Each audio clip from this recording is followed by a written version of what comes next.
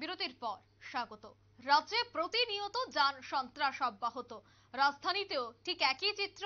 আজ কামান চৌমুহনীতে দেখা গেছে একটি যান দুর্ঘটনা, যেখানে স্কুটি চালক দ্রুত গতিতে একটি ফেরিওয়ালাকে ধাক্কা মারে, আর তাতেই গুরুতর আহত হয়েছেন ফেরিওয়ালা।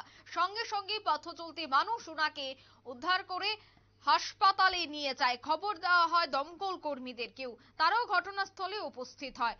ইতিমধ্যেই খবর, আহত ফেরিওয়ালা জেবি হাসপাতালে চিকিৎসাধীন। তার পরিবার পরিজনকে খবর দেওয়া হয়েছে, তারাও হাসপাতালে উপস্থিত হয়েছেন বলে আমরা ইতিমধ্যেই জানতে পেরেছি। একেবারে রাজধানীর বুকে কামান চৌমুহনী বিএসএনএল অফিসের সামনে এই দুর্ঘটনা, এবং পথ চলতি সাধারণ মানুষ এবং সংশ্লিষ্টরা অভিযোগ করছেন যে স্কুটি চালক দ্রুত গতিতে থাকার ফলেই দুর্ঘটনার কবলে পড়তে হয়েছে এই ফেরিওয়ালাকে। সে বিষয়ে সংশ্লিষ্টরা কি বলছেন শোনাবো।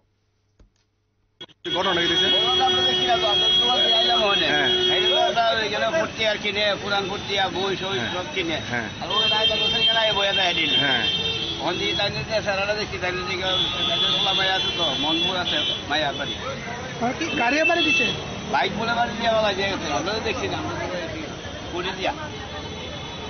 আমরা তো হ্যাঁ আমরা কাজ করলাম, বাইকে বাড়ি দিচ্ছে, স্কুটি কি ধরা পড়ছে না?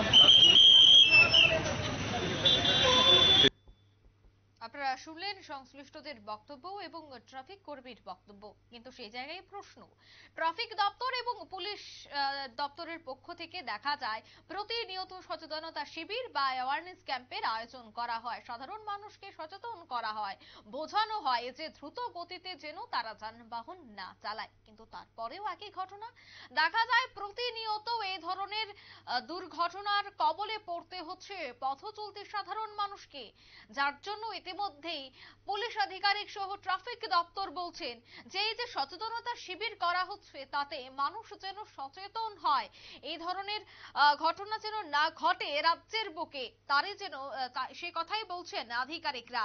এবং ট্রাফিক কর্মী এও বলছেন যে দ্রুত গতিতে থাকার ফলে রাজ্যে প্রতিনিয়ত দুর্ঘটনার গ্রাফ ক্রমশ ঊর্ধ্বমুখী।